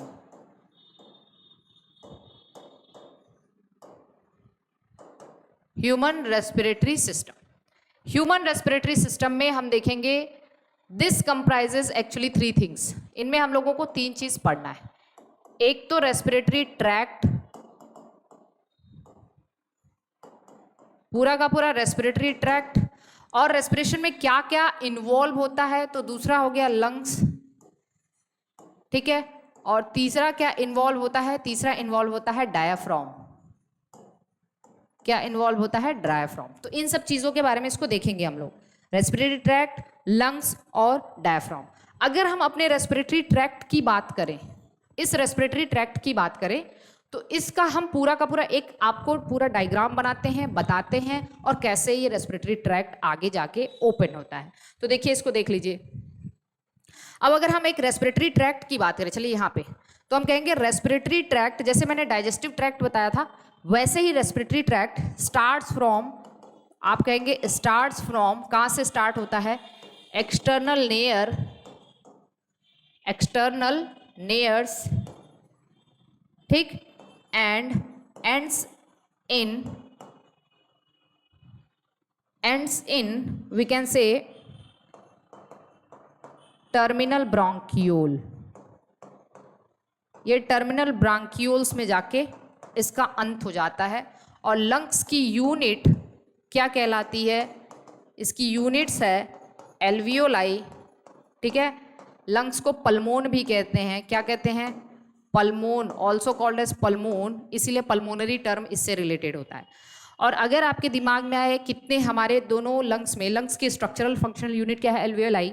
अगर दिमाग में आए कि कितनी एल्वियोलाई होती है हमारी बॉडी में, तो बस इतना याद रखिएगा, एक इजैकुलेशन में मेल के द्वारा जब सीमेन रिलीज किया जाता है इजैकुलेशन के दौरान, तो एक इजैकुलेशन में जितना मिलियंस स्पर्म रिलीज होते हैं, अप्रॉक्सीमेटली 200 to 300 मिलियन स्पर्म्स, उतने ही हमारे दोनों लंग्स में एल्वियोलाई होते हैं। कितने? 200 to 300 मिलियन एल्वियोलाई, ठीक है, इतनी बात याद रखिएगा। और डायफ्राम क्या है? तो diaphragm is the characteristic feature of, ये मैं बता भी चुकी हूं, ये कैरेक्टरिस्टिक फीचर क्या है? Feature of mammals as well as crocodiles. Crocodiles में भी डायफ्राम होता है, इतनी बात याद रखिए। और डायफ्राम से, जैसे लंग से पल्मोन रिलेटेड है, उसी तरीके से एक टर्म डायफ्राम से रिलेटेड होता है, फ्रेनिक टर्म। बहुत बार पूछा जा चुका है, phrenic term is associated with the diaphragm, इसीलिए डायफ्राम की मसल को फ्रेनिक मसल्स या रेडियल मसल भी कहते हैं। आगे हम लोग देखेंगे इसको, ठीक है। तो रेस्पिरेटरी ट्रैक्ट, लंग और डायफ्राम, इतनी चीजें हो गई हैं। अब हम एक रेस्पिरेटरी ट्रैक्ट ड्रॉ करने वाले हैं। इस रेस्पिरेटरी ट्रैक्ट में क्या क्या आएगा, तो इसको हम लोग देख लेते हैं। नेक्स्ट देखिए, नेक्स्ट देखते हैं हम लोग एक रेस्पिरेटरी ट्रैक्ट में क्या आएगा।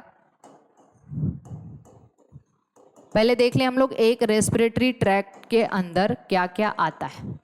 तो हम यहां पे देखेंगे, पहली चीज एक्सटर्नल नेयर, जो हमारे नाक का छिद्र है बाहर, उसको हम एक्सटर्नल नेयर कहते हैं। दूसरा, ये कहाँ ओपन होता है? नेजल चैम्बर में ओपन होता है, नेजल चैम्बर में ओपन होता है। और फिर अंदर भी छिद्र होते हैं जिसको हम कहते हैं इंटरनल नेयर। क्या कहते हैं? इंटरनल नेयर्स। और फिर उसके बाद चौथी चीज क्या होती है? नेजोफेरिंग्स। ऑलरेडी मैंने डाइजेशन वाले चैप्टर में आपको पढ़ाया है कि फेरिंग्स एक नोज, फूड, मतलब एयर, फूड और साउंड, तीनों के बीच एक कनेक्शन है, ठीक है। कॉमन पैसेज है। नेजोफेरिंग्स के बाद पांचवा क्या आता है? लैरिंग्स। लैरिंग्स को हम लोग साउंड बॉक्स कहते हैं। क्या कहते हैं? साउंड बॉक्स या वॉइस बॉक्स कहते हैं।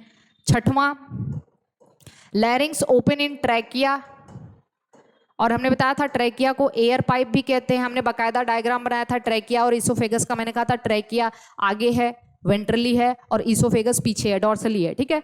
ट्रैकिया फिर ओपन होता है प्राइमरी ब्रोंकाई में। किसमें? Primary bronchi. और प्राइमरी ब्रोंकाई ओपन होता है secondary and tertiary bronchi. Secondary tertiary bronchi. फिर ये टर्सरी ब्रोंकाई टर्मिनल ब्रोंकाई में ओपन होता है। Terminal bronchi, okay. Terminal bronchi, फिर sorry secondary bronchi, tertiary bronchi, फिर ये टर्मिनल ब्रोंकियोल में ओपन होता है। Terminal bronchioles. और फाइनली ये टर्मिनल ब्रोंकियोल जाके ओपन होता है एल्वियोलाई में। तो एल्वियोलाई एक्चुअली रेस्पिरेटरी ट्रैक्ट का पाथवे में नहीं आता है। रेस्पिरेटरी ट्रैक्ट में इतनी चीजें आती हैं। एल्वियोलाई लंग्स की यूनिट है, इतनी बात हमें पता है। तो ये हमारा रेस्पिरेटरी ट्रैक्ट, ओके। आगे चलें, यहां तक चीजें सबको क्लियर हो चुकी होंगी। आगे चलते हैं, देख लीजिए, इसको देख लीजिए, पॉज करिए, नोट करिए।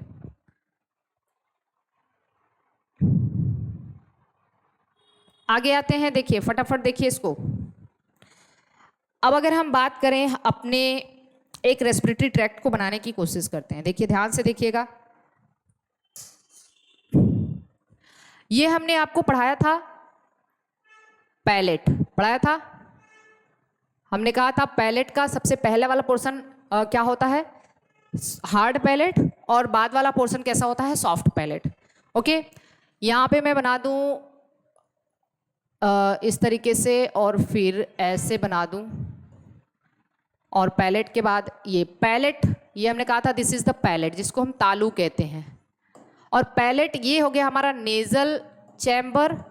हमने आपको डाइजेशन पढ़ाते टाइम बताया भी था कि पैलेट क्या करता है? नेजल चैम्बर को बक्कल कैविटी या बक्कल चैम्बर से अलग करता है। तो इसीलिए मैंने आपको एक बात कही थी कि हम लोग एक साथ सांस भी ले सकते हैं और खा भी सकते हैं, लेकिन इससे पहले पैलेट किसी भी ऑर्गेनिज्म में नहीं, मैमल से पहले पैलेट कहीं नहीं था, किसी भी और ऑर्गेनिज्म में नहीं। इसीलिए मैमल से पहले के ऑर्गेनिज्म या तो सांस ले सकते हैं या तो चबा सकते हैं। तो ऐसा नहीं होता कि इससे पहले, सांस तो लेना उनके लिए जरूरी है, तो इससे पहले वाले ऑर्गेनिज्म कभी मैस्टिकेशन नहीं करते थे, चबाते नहीं थे।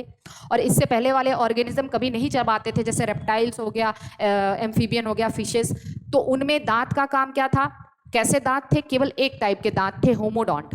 हम लोग पहली बार चबाना शुरू किए, इसलिए हम लोगों में हेट्रोडोंट आया। ये बात मैं आपको डाइजेशन में पढ़ा चुकी हूँ, ठीक है। इतनी बात सबको समझ में आ रही है? तो पैलेट सबसे पहले मैमल में विकसित हुआ, इसीलिए हम लोगों में मैस्टिकेशन स्टार्ट हुआ, क्योंकि हम पैलेट हमारे बकल कैविटी को नेजल कैविटी से अलग करता है, तो हम सांस भी ले सकते हैं और चबा भी सकते हैं। इसीलिए हम लोगों में हेट्रोडोंट आया, ठीक है। इतनी बात हमने आपको बताई थी। अब मैंने कहा था कि ये वाला पोर्शन ध्यान से देखिए, कोई टेंशन नहीं है, बस पढ़ते जाइए। ये वाला पोर्शन, ये जो मैंने ऐसे बनाया है, ये वाला पोर्शन, ये पोर्शन मैंने यहां से इसको ड्रॉ कर दूं, 1 मिनट। ये वाला पोर्शन हमने कहा था, देखिए ये वाला फनल शेप स्ट्रक्चर क्या है? फेरिंग्स है। और फेरिंग्स में मैंने 3 चीज आपको बताई थी। यहां वेंट्रली क्या स्टार्ट होता है? आपने कहा था कि वेंट्रली ये स्टार्ट होता है,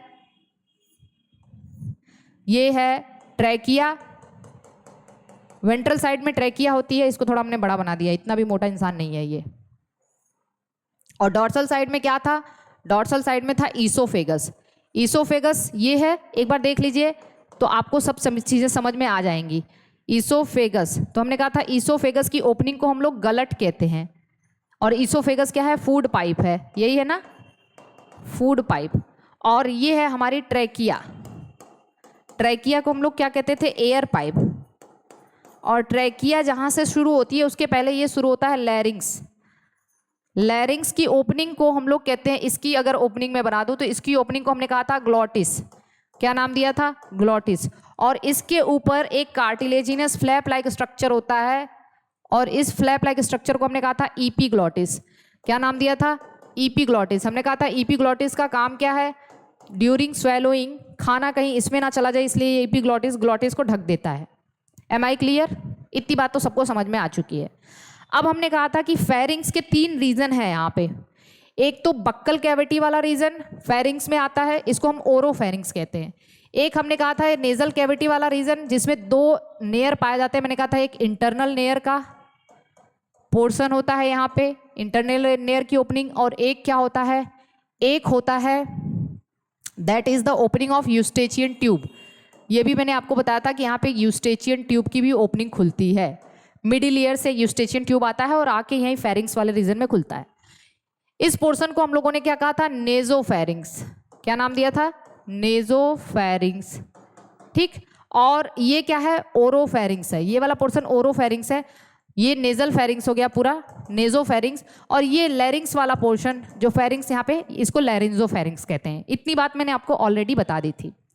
सबको समझ में आ रहा है, ये बात हम ऑलरेडी बता चुके हैं। तो फेरिंग्स में 3 रीजन था।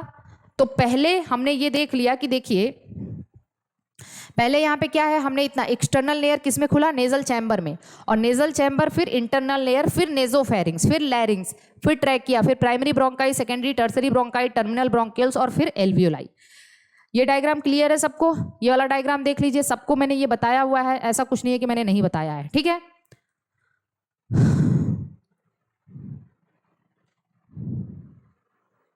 क्लियर?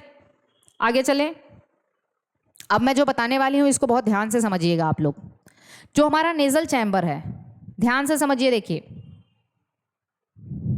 जो हमारा नेजल चैम्बर है, तो पहले हमने क्या देखा, पहले देखा हमने रेस्पिरेटरी पाथवे। अगर हम देखें यहां पे देखिए रेस्पिरेटरी पाथवे,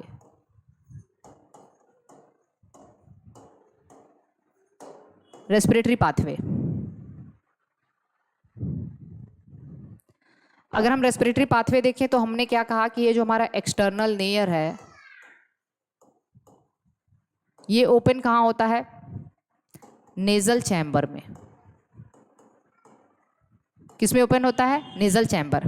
और इस नेजल चैम्बर में 3 पार्ट होते हैं। सबसे पहला पार्ट वेस्टिब्युलर पार्ट, और दूसरा पार्ट रेस्पिरेटरी पार्ट, और तीसरा पार्ट ऑल्फैक्टरी पार्ट। अभी मैं इसको भी अच्छे से बताऊंगी, आप लोग एकदम ध्यान से देखिए, ठीक। और ये नेजल चैम्बर आगे खुलता है इंटरनल नेयर में। किसमें, इंटरनल नेयर, और सो ऑन, जो मैंने अभी आपको बताया था, ठीक, यहाँ तक। अब हम नेजल चैम्बर से हमें मतलब है वेस्टिबुलर पार्ट, रेस्पिरेटरी पार्ट और ऑल्फैक्टरी पार्ट। तो अब अगर मैं इस डायग्राम को देखूं, देखिए ध्यान से देखिए, यहां से लेके ये एक्सटर्नल लेयर है, ये हमारी नाक है बाहरी, और हम लोगों का एक्चुअली जो नोज होता है वो डाईराइनस टाइप होता है। कैसा, डाईराइनस टाइप। एक मिनट मेरी बात को समझिए। हमारी जो नोज है, हमारा जो नोज है, अगर हम नोज की बात करें तो हमारा नोज है डाईराइनस टाइप, डाईराइनस। और नोज मोनोराइनस भी होता है, मोनोराइनस। डाईराइनस का मतलब होता है 2 छेद, मोनोराइनस का मतलब 1 छेद। डाईराइनस किसका है, ह्यूमन का है, ठीक है। लेकिन आपको पता है मोनोराइनस कहाँ होता है, साइक्लोस्टोम्स में। साइक्लोस्टोम्स मतलब हैज फिश, मिक्जीन, ये सब जो मैंने ये हमने एक यूट्यूब पे लेक्चर भी डाला हुआ है। तो हम लोगों में 2 छेद होते हैं, ठीक है। अब देखिए जो नेजल चैम्बर है हमारा, ध्यान से देखिएगा, नेजल चैम्बर, इस चीज़ को समझने की कोशिश करिएगा पहले। जो हमारा नेजल चैम्बर वो इतना लंबा है, एक्सटर्नल लेयर से लेके इंटरनल लेयर, और इतना लंबा पासेज है। और इनमें 3 तरीके के पार्ट होते हैं। और मैं अभी आपको बता दूं इसका सिग्निफिकेंस क्या है। सबसे सपोज करिए कि ये है हमारा, ये है एक्सटर्नल लेयर, ठीक है। यहाँ से देखिए एक्सटर्नल लेयर है, ध्यान से समझिएगा। और एक्सटर्नल लेयर आगे जाके किस में खुल रहा है, इंटरनल लेयर में। किसमें, इंटरनल लेयर। और इंटरनल लेयर के बीच में ये जो पूरी जगह है वो क्या है, नेजल चैम्बर। तो हमारा जो नेजल चैम्बर है इसमें 3 पार्ट है। सबसे पहला वाला पार्ट वेस्टिब्युलर पार्ट, दूसरा वाला पार्ट क्या है, रेस्पिरेटरी पार्ट, और तीसरा वाला पार्ट क्या है, that is the olfactory part. Olfactory का मतलब होता है सूंघना। अब कभी आपने सोचा है कि हमारा इतना लंबा रेस्पिरेटरी पाथवे इतना लंबा क्यों होता है, क्यों होता है इतना? इसका एक सिग्निफिकेंस है।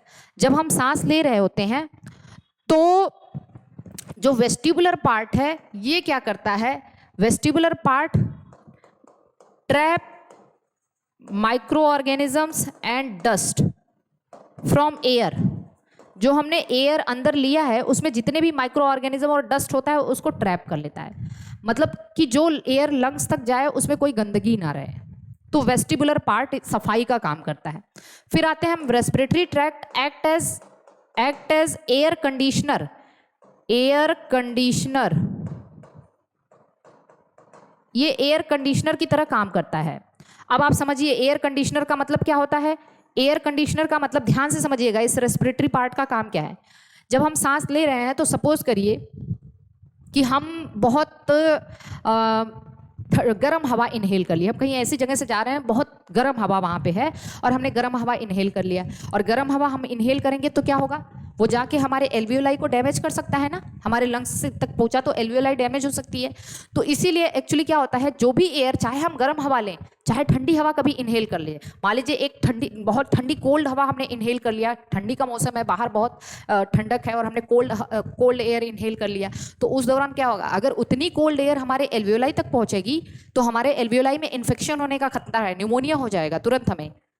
तो ये क्या करता है, ये वाला रेस्पिरेटरी पार्ट क्या करता है, एयर कंडीशनर का काम करता है। हमने अगर कोल्ड एयर इनहेल किया तो वो उसको बॉडी टेम्परेचर तक ला देगा, और अगर हमने वार्म एयर इनहेल किया तो उसको भी बॉडी टेम्परेचर तक ला देगा।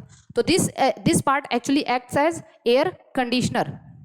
और olfactory part related with the smell, किससे रिलेटेड होता है, रिलेटेड विद स्मेल, ये स्मेल से रिलेटेड होता है। और यहाँ पे एक वो पाया जाता है, क्या कहते हैं, सेंस ऑर्गन पाया जाता है जिसको कहते हैं निडेरियन मेम्ब्रेन। निडेरियन की स्पेलिंग एक बार मुझे चेक करनी पड़ेगी, 1 मिनट। SCH, निडेरियन मेम्ब्रेन, बहुत बार पूछा जा चुका है, एक बार देख लीजिएगा।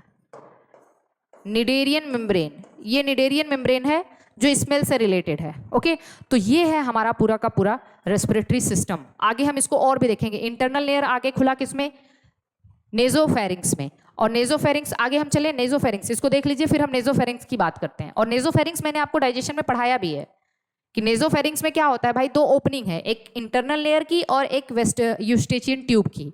ये हमने पढ़ा दिया है आपको, डाइजेशन में ही पढ़ाया है। तो चलिए इंटरनल लेयर आगे कहाँ खुलेगा इसको देखते हैं। आगे चले, देखिए फटाफट, देखिए फटाफट, देखिए नेक्स्ट। अब ये कहाँ खुला, नेक्स्ट पार्ट है नेजोफेरिंक्स। देख लेते हैं इसको, नेजोफेरिंक्स क्या है। तो मैंने आपको कहा था फेरिंग्स, इसमें जो टिश्यू पाया जाता है लाइंड विद, हमने कहा था non keratinized stratified squamous epithelium, कहा था मैंने, शॉर्ट में ऐसे लिख लीजिएगा, सब लोग लिख लीजिए, non keratinized stratified squamous epithelium. ये भी हम टिश्यू पढ़ाएंगे तो आपको बहुत अच्छे से समझाएंगे इसके बारे में, ठीक है। नेजोफेरिंक्स क्या है, नेजोफेरिंक्स में क्या होता है, देयर आर 2 ओपनिंग्स, 2 ओपनिंग्स है। अभी अभी मैंने बताया था, देखिए नेजोफेरिंक्स में 2 ओपनिंग है।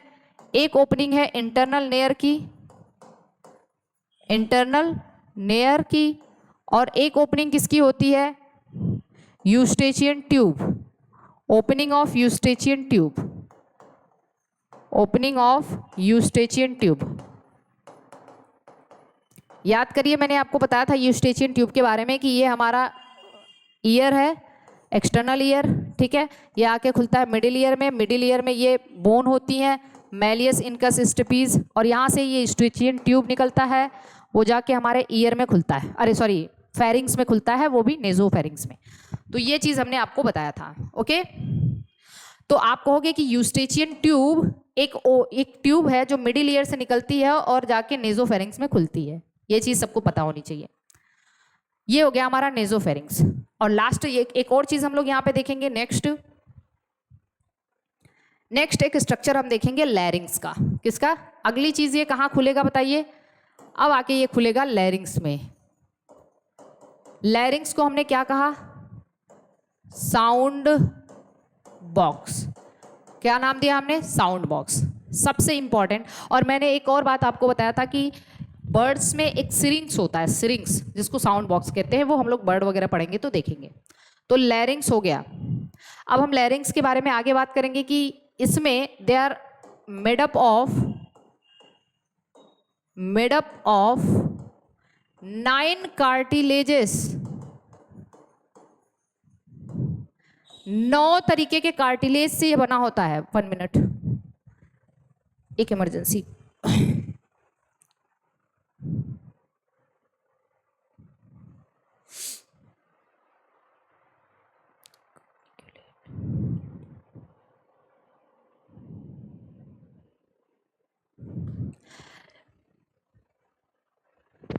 देखिए हमने क्या कहा, लैरिंग्स को साउंड बॉक्स कहते हैं और इसमें 9 तरीके के कार्टिलेजेस पाए जाते हैं।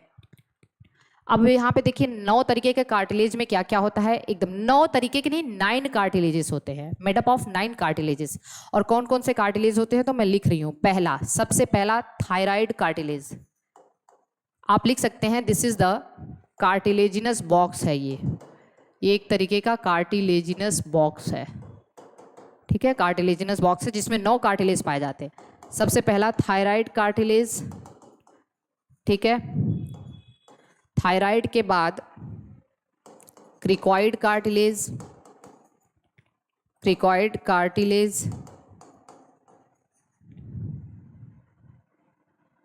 तीसरा एरिटिनॉइड कार्टिलेज,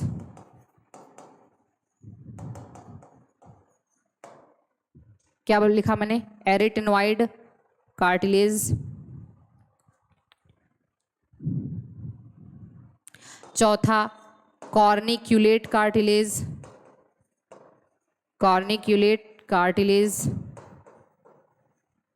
पांचवा क्यूनिफॉर्म कार्टिलेज, लिखना पड़ेगा आपको, ठीक है। और छठवां है एपिग्लॉटिस। इतनी चीज समझ लीजिए। पहली बात जो आपको यहाँ पे ध्यान देना है, इसमें से कौन पेयर्ड है कौन अनपेयर्ड है। थायराइड इज अनपेयर्ड और मतलब ये केवल एक होती है और सबसे लार्जेस्ट कार्टिलेज होती है, लार्जेस्ट कार्टिलेज, ठीक। क्रिकॉइड भी अनपेयर्ड होती है,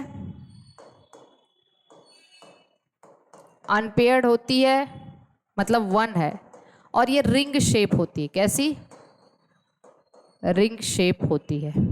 उसके बाद एरिटिनॉइड पेयर्ड होती है, मतलब ये 2 है। कॉर्निक्यूलेट भी पेयर्ड होती है, मतलब ये 2 है। क्यूनिफॉर्म पेयर्ड होती है, ये भी 2 है। एपिग्लॉटिस अनपेयर्ड है, मतलब ये 1 है। अब जोड़ लीजिए कितना हो गया, 2 2 2 6 7 8 9 9 हो गया ना। जिसमें से एक चीज हमेशा याद रखिएगा, ये जो 5 हैं ये सब हाईलाइन कार्टिलेज के एग्जाम्पल हैं। किसके, हाईलाइन कार्टिलेज। अब हम जब कार्टिलेज पढ़ाएंगे तब आपको बता पाएंगे हाईलाइन कार्टिलेज क्या है। और एपिग्लॉटिस एक इलास्टिक कार्टिलेज का एग्जाम्पल है, इलास्टिक कार्टिलेज। तो यहाँ पे 2 तरीके के कार्टिलेजेस पाए जाते हैं, एक हाईलाइन कार्टिलेज और इलास्टिक, जिसमें केवल एपिग्लॉटिस इलास्टिक कार्टिलेज का एग्जाम्पल है, बाकी सब हाईलाइन कार्टिलेज के एग्जाम्पल हैं। Am I clear. अब अगर हम लैरिंग्स का स्ट्रक्चर बना दें, देखिए बहुत ध्यान से समझिए और यही हमारा अभी लास्ट टॉपिक रहेगा इसमें, आगे फिर हम लोग कंटिन्यू करेंगे। अगर इसको नोट कर लीजिए और फिर हम इसको लास्ट में कंक्लूड करते हैं। चलिए आगे देखते हैं इसको। अगर मैं लैरिंग्स का स्ट्रक्चर बनाऊं तो देखिए ये लैरिंग्स कुछ ऐसे है, जिसमें सबसे पहले ये है हमारा आई शेप स्ट्रक्चर जैसा होता है, क्या, थायराइड कार्टिलेज, ठीक है, आई शेप स्ट्रक्चर होता है। अब हम ये इसका एक वेंट्रल व्यू देख रहे हैं, सामने से, पीछे वाला व्यू नहीं देखेंगे। उसके जस्ट नीचे रिंग लाइक स्ट्रक्चर है क्रिकॉइड कार्टिलेज का। किसका, क्रिकॉइड। और क्रिकॉइड कार्टिलेज के नीचे से स्टार्ट हो जाता है हमारा ट्रैकिया। क्या स्टार्ट हो जाता है, ट्रैकिया। और ट्रैकिया में भी हमें ऐसे सी शेप कार्टिलेजिनस रिंग पाए जाते हैं, सी शेप कार्टिलेजिनस रिंग, जो आगे की तरफ कंप्लीट होते हैं, पीछे की तरफ इनकम्प्लीट होते हैं। हम आगे आपको इसके बारे में बताएंगे। अब देखिए जो हमारा थायराइड कार्टिलेज है ना, ये क्या हो गया बताइए, जल्दी से बताइए। क्रिकॉइड एक है और सबसे बड़ा हमने कहा था थायराइड, ठीक है, ये भी कितना है, 1 है। अभी इसमें बहुत ज़्यादा फोकस नहीं करना है, बस मैं आपको बता दे रही हूँ। यहीं से एक ऐसे डेल्टा शेप का कार्टिलेज होता है जिसको कहते हैं एरिटिनॉइड, एरिटिनॉइड कार्टिलेज। और एरिटिनॉइड कार्टिलेज 2 हो गया। और यहाँ से फिर देखिए, यहाँ से आपको इस तरीके का 2 कार्टिलेज इस पे और पाए जाएंगे जिसको हम कहेंगे कॉर्निक्यूलेट। क्या नाम दे दिया हमने, कॉर्निक्यूलेट, ये भी 2 है। और यहीं से फिर ऐसे 2 कार्टिलेज और होंगे छोटे से जिसको हम कहते हैं, ध्यान से देखिए, जिसको हम कहते हैं दैट इज द क्या नाम था, क्यूनिफॉर्म। क्यूनिफॉर्म भी 2 है, ठीक है। और लास्ट वन इज द, ये जो हमारा थायराइड है, ये जो सबसे बड़ा का है थायराइड, थायराइड की ओपनिंग को ही हम लोगों ने क्या कहा था, इसी की ओपनिंग को हम लोग कहते हैं ग्लॉटिस। क्या नाम देते हैं, ग्लॉटिस। और यहां से एकदम नीचे से क्रिकॉइड से एक ऐसे फ्लैप लाइक स्ट्रक्चर आके इसको ऐसे कवर किए रहता है और इसको हम कह देते हैं इपीग्लॉटिस। क्या नाम दे देते हैं, इपीग्लॉटिस। तो देखिए इस तरीके का कुछ हमारा व्यू होता है पूरा का पूरा लैरिंग्स का, ठीक है, लैरिंग्स का, जिसमें हमने क्या नाम दिया, कितने तरीके के कार्टिलेज हैं, थायराइड, क्रिकॉइड, क्यूनिफॉर्म, कॉर्निक्यूलेट और एरिटिनॉइड। और हमने आपको बताया था कि इपीग्लॉटिस क्या करता है, इस ग्लॉटिस को ढक लेता है खाना के निगलने के दौरान। जब हम खाना निगलते हैं तो खाना कहीं फूड एयर पाइप में ना चला जाए, इसलिए इपीग्लॉटिस इसको ढक लेता है, इस ढक्कन को, किसको, ग्लॉटिस को। क्लियर। और ये क्या है, ये है ट्रैकिया। यहां से क्या स्टार्ट हो गया, ट्रैकिया। अब देखिए एक आखिरी चीज मैं इसके बारे में आपको बता दूं, जब आप यहां से इसका वेंट्रल व्यू देखते हैं, वेंट्रल व्यू लैरिंग्स का, तो आपको यहाँ पे एक उभरा हुआ पार्ट दिखता है, उभरा हुआ पार्ट। इस उभरे हुए पार्ट को हम लोग कहते हैं एडम्स एप्पल। क्या देखते हैं, एडम्स एप्पल। आप देख सकते हैं यहाँ पे एडम्स एप्पल, मतलब एक ये उभरा, इसका उभरा हुआ पार्ट, ठीक है। इसको हम Adam's apple in male, male में ये ज्यादा प्रोमिनेंट होता है, इन मेल, मेल में ये ज्यादा प्रोमिनेंट होता है, इसलिए इसको हम क्या कहते हैं, एडम्स एप्पल कहते हैं। Mid portion of thyroid cartilage, males में ज्यादा प्रोमिनेंट, आप लोगों में देखिए जो मेल होगा वो देखेंगे यहाँ पे ये ज्यादा प्रोमिनेंट होता है, इसको हम कहते हैं एडम्स एप्पल। ये एक सेकेंडरी सेक्सुअल कैरेक्टर है, सेकेंडरी सेक्सुअल कैरेक्टर है। फीमेल में होता है लेकिन उतना प्रोमिनेंट नहीं होता है, मेल में ज्यादा प्रोमिनेंट होता है, इसको एडम्स एप्पल कहते हैं। सेकेंडरी सेक्सुअल कैरेक्टर है क्योंकि ये टेस्टोस्टेरोन हार्मोन के इम्पैक्ट में बनता है, ठीक है। ये चीज आपको याद रखना होगा। तो this is all about the larynx, not all about. लैरिंग्स के बारे में एक छोटी सी बात और मैं आपको बताऊंगी, इसको नोट करिए। तो एक छोटी सी बात और बताते हैं, जब हम लैरिंग्स को टॉप व्यू से देखते हैं, देखिए ध्यान से देखिए, लैरिंग्स को हम टॉप व्यू से देखें, इस तरीके से स्ट्रक्चर है, ठीक है। लैरिंग्स को टॉप व्यू से देखते हैं जब हम, तो यहाँ पे 2 तरीके के वोकल कार्ड होते हैं। लैरिंग्स के अंदर ही क्या होता है, कंटेन्स वोकल कार्ड, लिख लीजिएगा यहाँ पे, कंटेन्स वोकल कार्ड। यहाँ पे वोकल कार्ड होते हैं जो साउंड प्रोडक्शन के लिए इंपॉर्टेंट हैं, ठीक है। और जब हम लैरिंग्स का फ्रंट व्यू या अपर व्यू देखते हैं तो देखिए जो इसमें जो वोकल कार्ड है, superior vocal card, superior vocal card, और ये जो है inferior vocal card, inferior vocal card. अब देखिए जो सुपीरियर वोकल कार्ड होता है वो फॉल्स वोकल कार्ड होता है। क्या होता है, फॉल्स वोकल कार्ड। और ये जो है this is the true vocal cord, true vocal card. अब मैं आपको बता दूं, यहाँ पे नो फोनेशन, नो फोनेशन का मतलब ये साउंड प्रोडक्शन के लिए इंपॉर्टेंट नहीं है, but this is for phonation. Phonation का मतलब साउंड प्रोडक्शन के लिए इंपॉर्टेंट, ट्रू वोकल कार्ड। अब मैं अगर इसको एक ट्रांसफर सेक्शन ले लूं, ध्यान से देखिएगा, अगर इसका मैं एक ट्रांसफर सेक्शन ले लूं, प्लीज एकदम अच्छे से देखिए, तो इसका मैं एक ट्रांसफर सेक्शन ले रही हूं।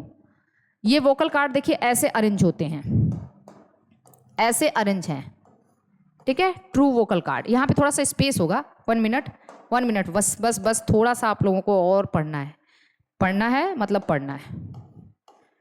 ये वोकल कार्ड के बीच में स्पेस है, ये वोकल कार्ड है, ट्रू वोकल कार्ड दोनों है। मैं बस ट्रू वोकल कार्ड बना रही हूँ। ट्रू वोकल कार्ड के बीच में जो स्पेस होता है, इस स्पेस को हम लोग कहते हैं रिमा ग्लॉटाइडिस। क्या कहते हैं? रिमा ग्लॉटाइडिस। अब ये रिमा ग्लॉटाइडिस की बात अगर करें तो जब हम सांस ले रहे होते हैं ना, मतलब जब साउंड प्रोडक्शन होता है, साउंड प्रोडक्शन होता है, जब आवाज़ हमारी निकल रही है, तो ये वोकल कार्ड पहले ऐसे दिख रहे हैं ना, ऐसे दिख रहे हैं, अब ये थोड़ा सा ऐसे हो जाते हैं, इनके बीच में एक स्पेस हो जाता है, और यही स्पेस साउंड प्रोडक्शन के लिए इंपॉर्टेंट है। एक्चुअली अब मैं आपको एक बात बता दूं कि sound is usually produced during exhalation. ये क्वेश्चन आया था, साउंड कब प्रोड्यूस होता है? जब हम एक्सहेल कर रहे होते हैं, सांस बाहर निकाल रहे होते हैं, तभी साउंड प्रोड्यूस होता है। इनहेलेशन के दौरान साउंड क्यों नहीं प्रोड्यूस होता है? तो एक इंपॉर्टेंट बात मैं आपको बता दूं, जब हम सांस ले रहे होते हैं तो सांस लेने के दौरान जब एयर आती है वो इसको वाइब्रेट करती है, इसको वाइब्रेट करती है। तो ये superior vocal cord false vocal cord है, यहाँ पे आवाज प्रोड्यूस नहीं होती है। लेकिन जब हम सांस छोड़ रहे होते हैं तो ये ट्रू वोकल कार्ड वाइब्रेट होता है, ट्रू वोकल कार्ड वाइब्रेट होता है, और जब ट्रू वोकल कार्ड वाइब्रेट होता है तो साउंड प्रोड्यूस होता है। बात समझ में आ रही है? तो sound production occurs usually during the exhalation. सांस छोड़े, आप देखिए हम बोल रहे हैं, मतलब जब हमारा साउंड प्रोड्यूस हो रहा है, मतलब उस वक्त हम एक्सहेल कर रहे हैं, सांस बाहर निकाल रहे हैं। क्या हम सांस लेने के दौरान बोल सकते हैं? नहीं बोल सकते। सांस लेने के दौरान नहीं बोल सकते, क्योंकि सांस जब हम अंदर ले रहे हैं तो हमारा ये वाला वोकल कार्ड वाइब्रेट होता है, ठीक है, और सांस बाहर छोड़ रहे हैं तो ये वाला वोकल कार्ड वाइब्रेट हो रहा है। इसीलिए ट्रू वोकल कार्ड वाइब्रेट होता है तो साउंड प्रोड्यूस होता है। अब मैं ये रिमा ग्लॉटाइडिस का क्या करूं? Rima glottidis is the space between two vocal cord. True vocal cord में जो दो वोकल कार्ड हैं, इनके बीच के स्पेस को रिमा ग्लॉटाइडिस कहते हैं। और ये रिमा ग्लॉटाइडिस, एकदम ध्यान से समझिएगा, ये रिमा ग्लॉटाइडिस जो होता है wider in case of male, wider in case of male, male में ये वाइड होता है इन दोनों के बीच का space, and narrower in case of female and children. बच्चों में ये नैरोअर होता है। इसलिए मेल की आवाज लो पिच होती है, भारी आवाज होती है, लो पिच वॉइस, भारी आवाज होती है मेल की, क्योंकि ये रिमा ग्लॉटाइडिस मतलब स्पेस ज्यादा होता है। जबकि फीमेल और बच्चों की आवाज हाई पिच होती है। कैसी होती है? हाई पिच्ड वॉइस होती है। आपने देखा होगा छोटे बच्चे, जब बचपन में जो मूवी आप लोग देखते हैं तो उसमें जो बच्चे गाना गाते हैं वो फीमेल की आवाज़ में होता है, फीमेल सिंगर की आवाज़ में, क्योंकि बच्चों की आवाज़ हाई पिच्ड होती है, ठीक है। तो this is about the concept of लैरिंग्स। इतनी बात सबको समझ में आ गई है? तो आप एक चीज़ लिख लीजिए नोट करके, साउंड प्रोडक्शन या फोनेशन कह सकते हैं, अकर्स ड्यूरिंग एक्सहेलेशन। ये क्वेश्चन टीजीटी में पूछा जा चुका है इसी साल। एक्सहेलेशन, साउंड प्रोडक्शन एक्सहेलेशन के दौरान होता है। ये हमारा आज का टॉपिक है। सबको समझ में आ चुका है? कोई दिक्कत नहीं। हम लोग डेली 3-3 घंटे की क्लास कर रहे हैं, बिल्कुल एकदम सारा अच्छा चल रहा है। बहुत अच्छे कमेंट भी आप लोगों के रहते हैं, हमने देखा हुआ है। अब देखिए यहाँ पे ये है पूरा का पूरा लैरिंग्स का स्ट्रक्चर, जितने कार्टिलेजेस हैं उसके बारे में, ठीक है। एडम सेप्पल क्या है? तो आप कहेंगे mid portion of thyroid cartilage, mid portion of thyroid cartilage. Thyroid cartilage के मिड पोर्शन को एडम सेप्पल कहते हैं। नो प्रॉब्लम, ठीक। Larynx sound box, cartilaginous box contains vocal cord made up of 9 cartilages. सारे कार्टिलेजेस के मैंने नाम लिखे हुए हैं, कौन पेयर्ड है, कौन अनपेयर्ड है, कौन हाईलाइन कार्टिलेज है, कौन इलास्टिक कार्टिलेज का बना हुआ है। नेजोफेरिंग्स के बारे में मैंने बताया है, रेस्पिरेटरी पाथवे के बारे में बताया है मैंने, ठीक है। और ये सारी चीज़ें डिस्कस की हैं, respiratory tract, human respiratory system, और ये इवोल्यूशन कैसे कैसे हुआ है, ठीक है। इवोल्यूशन ऑफ रेस्पिरेटरी सिस्टम और रेस्पिरेशन का मतलब सबको समझ में आ गया है। तो I think it is very clear to all of you. चलिए मिलते हैं कल मॉर्निंग, तब तक के लिए बाय बाय।